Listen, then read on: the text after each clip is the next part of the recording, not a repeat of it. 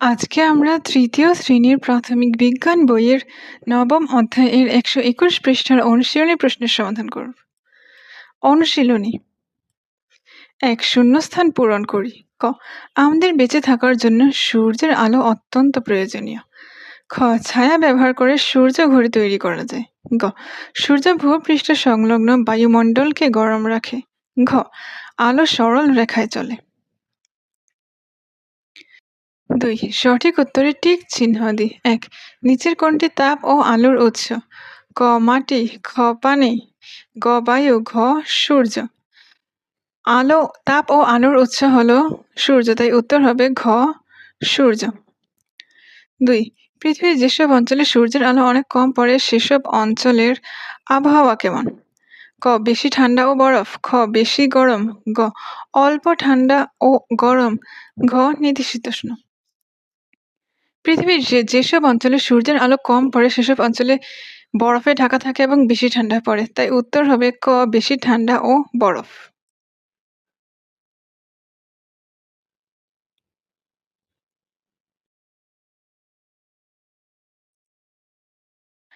৩ উদ্ভিদ যখন সূর্যের আলোর সাহায্যে খাদ্য তৈরি করে তখন কোন গ্যাস ত্যাগ করে? ক অক্সিজেন, খ নাইট্রোজেন, গ হাইড্রোজেন, ঘ কার্বন ডাইঅক্সাইড। উত্তর ক অক্সিজেন, কারণ উদ্ভিদ কার্বন ডাইঅক্সাইড গ্রহণ করে এবং সূর্যের আলোর উপস্থিতিতে কার্বন ডাইঅক্সাইড গ্রহণ করে খাদ্য তৈরি করে এবং তখন অক্সিজেন গ্যাস ত্যাগ করে।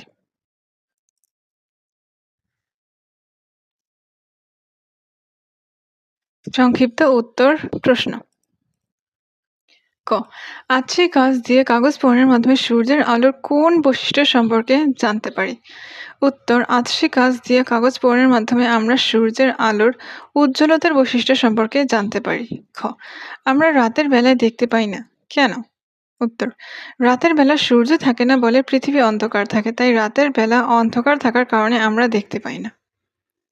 গ দুপুর ১২টার সময় খোলা মাঠে দাঁড়ালে আমাদের ছায়া কেমন দেখাবে? উত্তর দুপুর ১২টার সময় খোলা মাঠে দাঁড়ালে আমাদের ছায়া ছোট দেখাবে। দুপুরে সূর্য খাড়া অবস্থানে থাকে বলে ছায়ার দৈর্ঘ্য ছোট হয়।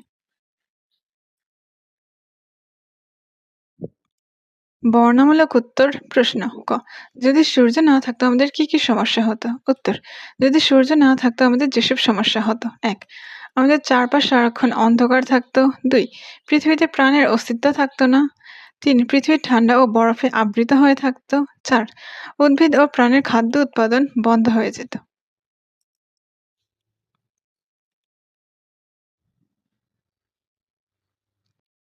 খ বন্ধ ঘরে গাছ রাখলে গাছের পাতা হলুদ হয় কেন? উত্তর বদ্ধ ঘরে গাছ রাখলে গাছের পাতা হলুদ হয়ে যায় সূর্যের আলো না পাওয়ার কারণে।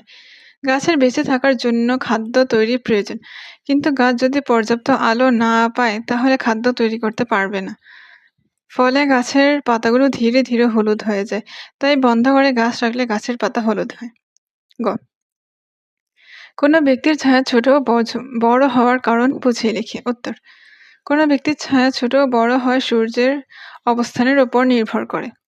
সূর্যের অবস্থানের পরিবর্তনের সঙ্গে সঙ্গে ছায়াও ছোট বড় হয়। সকালে এবং বিকালে আকাশে সূর্য হেলানো অবস্থানে থাকে, এ কারণে এ সময় ছায়া বড় বা দীর্ঘ হয়। অন্যদিকে দুপুরে সূর্য খাড়া অবস্থানে থাকে, ফলে দুপুরের ছায়ার দৈর্ঘ্য ছোট হয়।